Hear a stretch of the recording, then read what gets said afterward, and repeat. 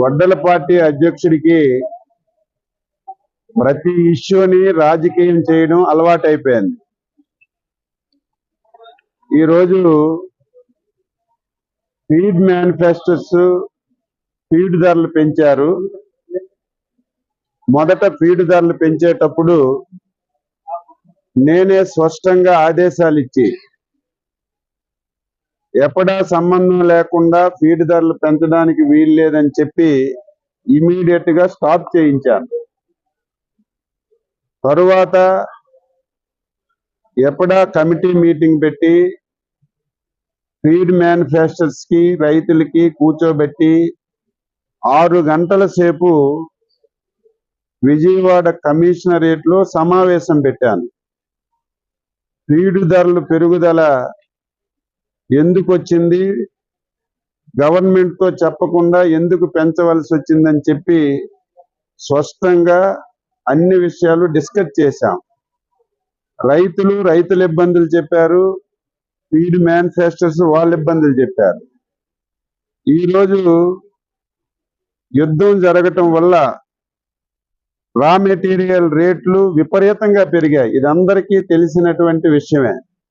ఈరోజు సోయాబీన్ కానీ fish oil కానీ విపరీతంగా పెరిగిపోయాయి. అలాగని చెప్పి మీరు రైతుల మీద కూడా ఒకేసారి భారం వేయడానికి వీలు లేదు, వేస్తే ప్రభుత్వం ఒప్పుకోదని చెప్పి స్పష్టంగా ఆదేశాలు ఇచ్చాం. ఏదైనా చెయ్యాలన్నా సరే మీరు కూర్చొని ఒక అండర్స్టాండింగ్ వచ్చి చేసుకోవాలి తప్ప ఇలాగ భీష్మించి కూర్చుంటే ధరలు పెంచితే రైతులకు ఇబ్బంది, పెంచకపోతే మేము మొత్తం ఇండస్ట్రీస్ అంతా మూతేసేస్తాం. ఇండస్ట్రీస్ మూతపడిపోతే మొత్తం వ్యవస్థ ఇబ్బంది పడుతుంది. కాబట్టి మీరు ఒకరికొకరు మాట్లాడుకోమని చేసి చెప్పడం జరిగింది. ఈరోజు గొడ్డల పార్టీ అధ్యక్షుడు దీన్ని కూడా రాజకీయం చేసి నేను ముఖ్యమంత్రిగా ఉండేటప్పుడు మొత్తం ఉద్ధరించేశాను, అన్నీ నేనే చేసేసాను. ఈరోజు ఫీడు రైతులందరూ ఇబ్బందుల్లో పడుతున్నారని చెప్పి పచ్చి అబద్ధాలు మాట్లాడుతున్నారు. వాస్తవాలు ఏమీ దాపరికి ఉండదు. అచ్చెన్నాయుడు మాట అన్నా, గొడ్డల పార్టీ అధ్యక్షుడి మాట అన్నా వాస్తవాలు ఉంటాయి, రికార్డులు ఉంటాయి. ఆయన ఈవేళ ఏం మాట్లాడాడు, నేను ఉండేటప్పుడు రూపాయన్నర కరెంట్ ఇచ్చానని చెప్పి గొప్పలు చెప్పాడు. ఆ రోజు నువ్వు చెప్పిందేంటి, చేసిందేంటి? నేను అధికారంలోకి వస్తే రూపాయన్నర కరెంటు జోన్ కానీ నాన్ జోన్ కానీ సంబంధం లేకుండా ఎన్ని ఎకరాలున్నా అంతమందికి ఇస్తానని చెప్పి గొప్పలు చెప్పావు. ఎన్నికల్లో గెలిచిన తర్వాత జోను నాన్ జోన్ అని చెప్పి ఒక్క జోన్లో ఉన్న వాళ్ళకే రూపాయన్నర చొప్పున కరెంట్ ఇచ్చావు.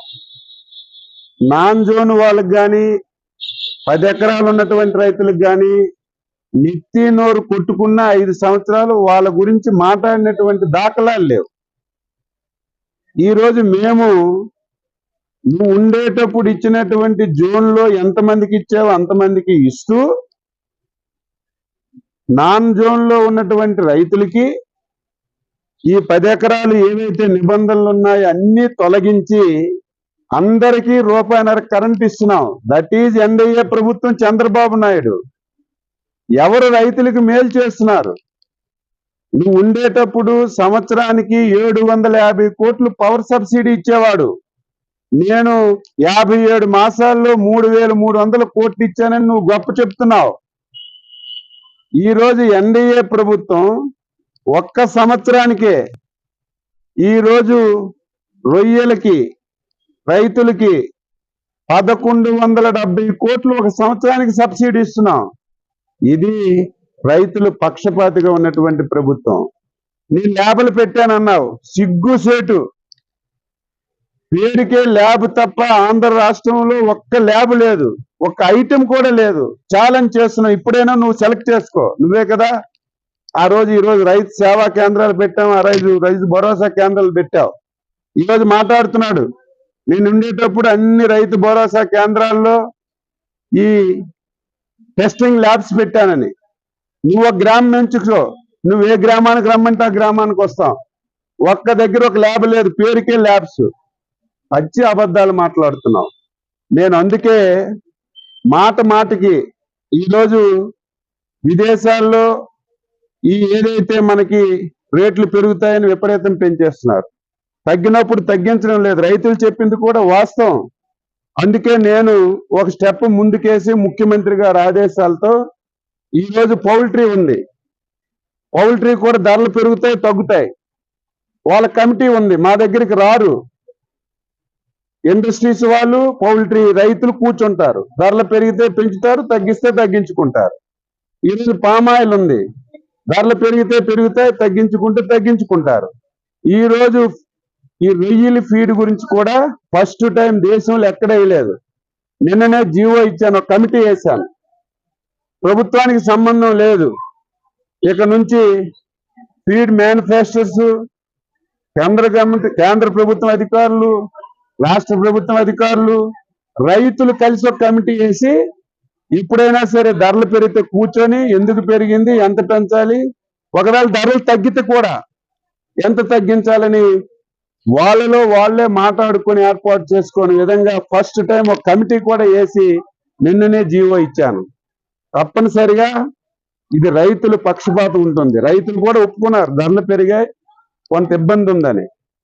ఫ్యాక్టరీ వాళ్ళు కూడా మాకు 30-35 రూపాయలు పెరిగిందండి, కనీసం మేము 10-20 రూపాయలని పెంచుకోకపోతే మీ ఫ్యాక్టరీలు మూసేస్తామంటే మీరు కూర్చొని మాట్లాడండి అని చెప్పడమే ప్రభుత్వం చేసిన పని.